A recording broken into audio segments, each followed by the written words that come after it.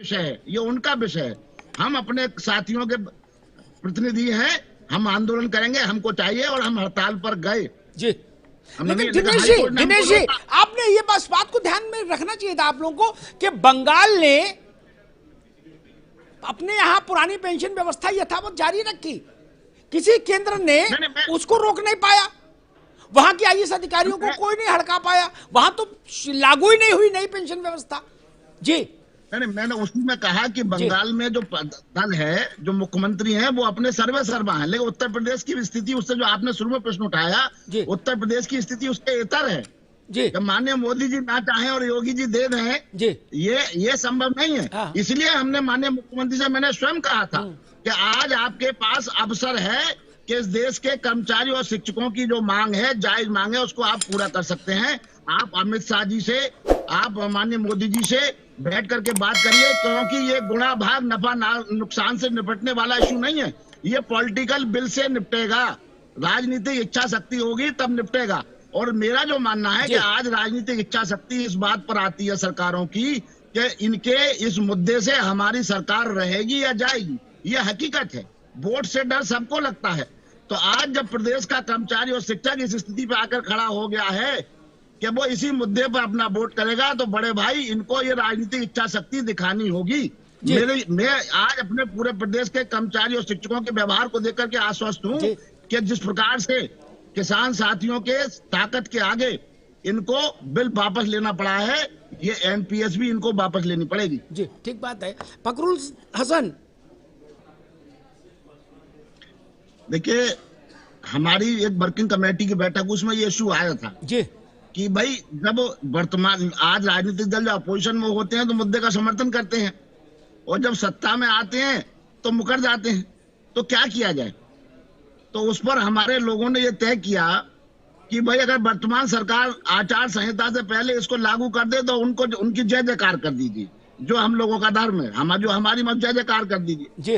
एक दूसरा दल कांग्रेस है, उनका 3 राज्यों में सरकार है जी।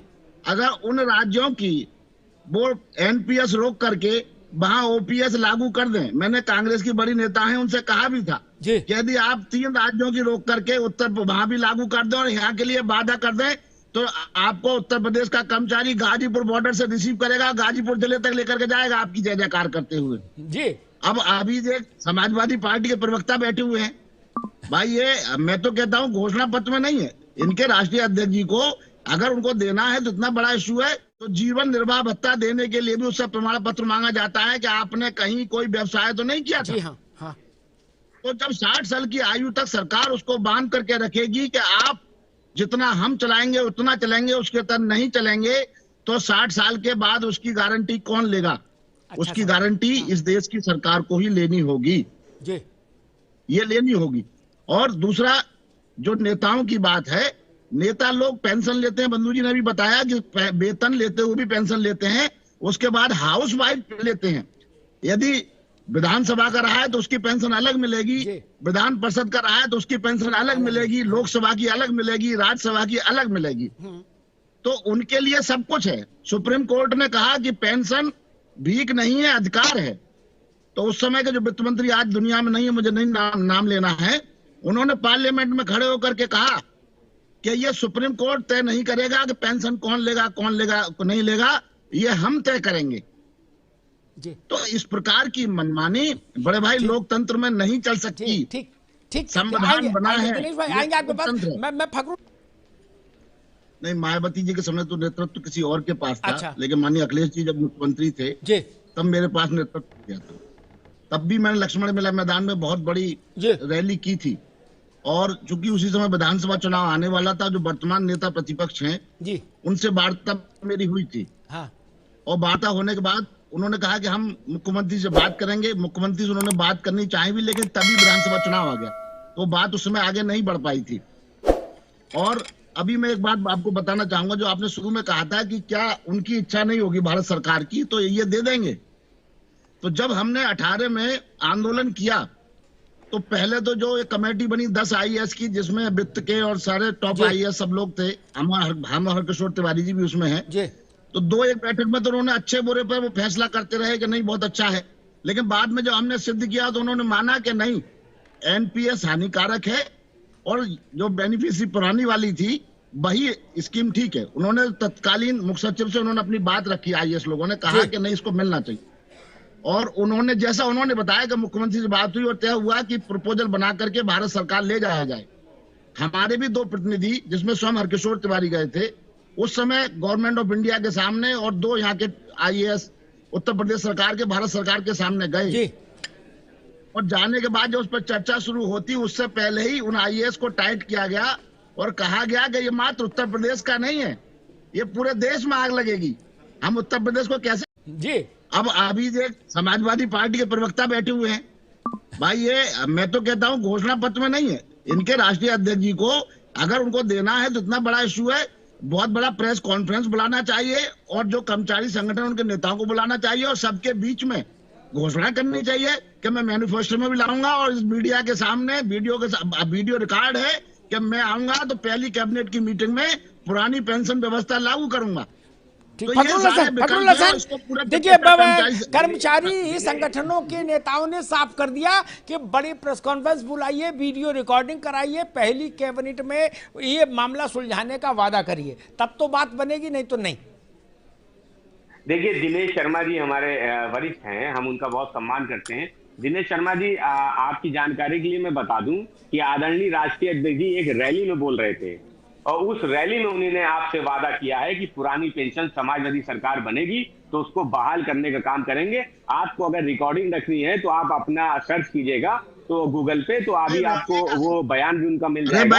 वो प्रेस कॉन्फ्रेंस होती है फकरुल भाई, रैली का है, तमाम प्रेस कॉन्फ्रेंस होती है इस प्रदेश का लाखों कर्मचारी और शिक्षक की भीड़ के सामने। नहीं, हम दिनेश जी नहीं आप कह रहे हैं, नहीं बिल्कुल प्रेस के माध्यम से भी आपकी बात को उठाया जाएगा और आपकी जो मांग है हम उसको पूरा करवाने का काम करेंगे। हम आदरणीय राष्ट्रीय अध्यक्ष जी से बात करके आपकी ये जो डिमांड है हम इसको भी पूरा कराने का वादा करते हैं और हम आपसे ये भी वादा फिर साथ में आप भी करिए कि हम समाजवादी लोग अगर आपसे हम ये वादा कर रहे हैं, हम राष्ट्रीय अध्यक्ष जी से बात करेंगे और जब भी उनकी प्रेस कॉन्फ्रेंस होगी तो हम पुरानी पेंशन व्यवस्था को बहाल कराने का जो मुद्दा है वो बोल दूंगा मैं कि आदरणीय राष्ट्रीय अध्यक्ष जी वो आप लोगों की जो मांग है उसको मीडिया के माध्यम से आप लोग रख दे।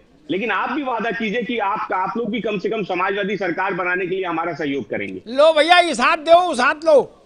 दिनेश जी, नहीं, समाजवादी सरकार, भारतीय जनता पार्टी सरकार, बसपा सरकार, भारतीय संविधान में जो मत का अधिकार दिया गया है उसकी परिभाषा यह है कि जो सरकार या जो उत्तरदायी लोग हैं उनके संतुष्टि और असंतुष्टि के प्रति आप अपने मत का प्रयोग कर सकते हैं जी। और इस प्रदेश का जो कर्मचारी और शिक्षक है वो इतना बुद्धिजीवी है, वो ये जानता है कि मेरा हित कहाँ है, मेरा हित कौन कर रहा है, कौन हित नहीं कर रहा है, और जो हित करेगा उसके आधार पर वो अपना आचरण करेगा।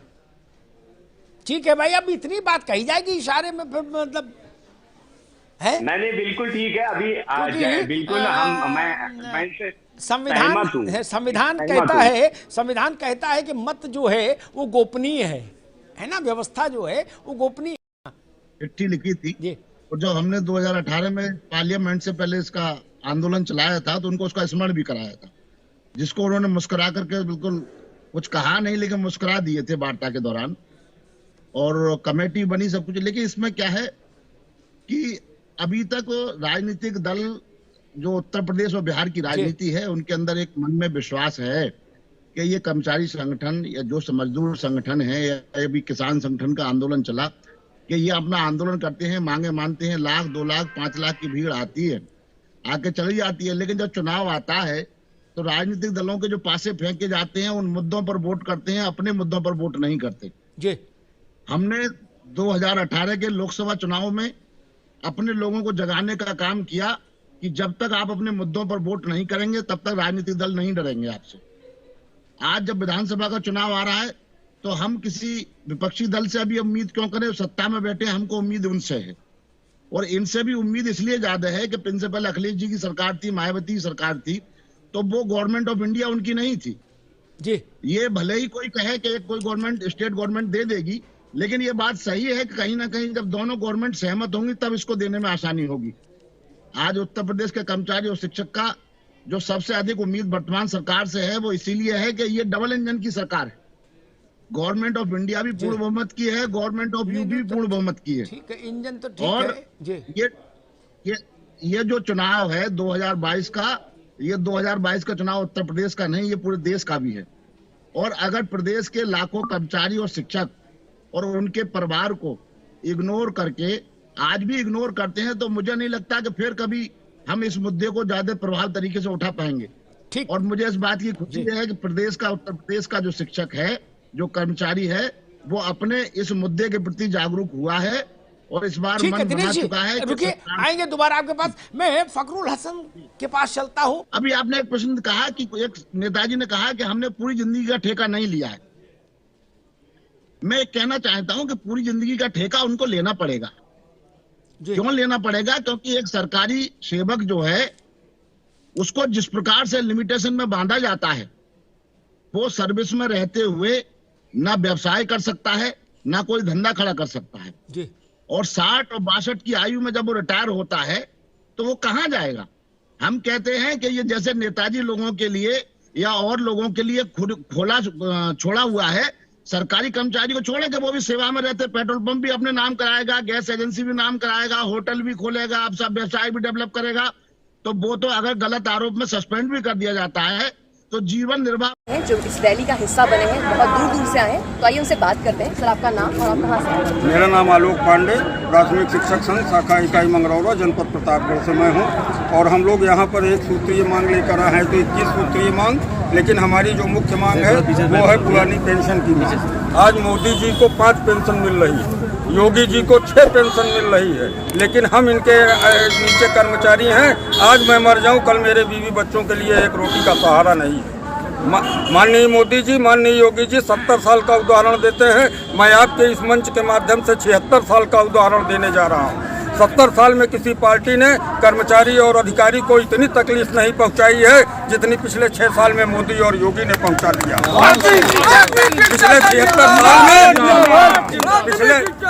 पिछले 76 साल में किसी सरकार ने कर्मचारी और शिक्षक का इतना अपमान नहीं किया है जितना माननीय मोदी जी और योगी जी पिछले 6 साल में कर चुके हैं। मैडम, मैं आपसे बताना चाहता हूं, हम कर्मचारियों की केवल एक सहारा होती है कि हम 60 साल 62 साल नौकरी करते हैं, रिटायर होने के बाद पेंशन मिलती है, उसी पेंशन से हमारा जीवन यापन होता है। समाज की क्या दशा है आप जान रही हैं। पेंशन मिलने पे तो बूढ़ों की सेवा हो नहीं रही, जिसको कुछ नहीं मिलेगा उसको कौन पूछेगा।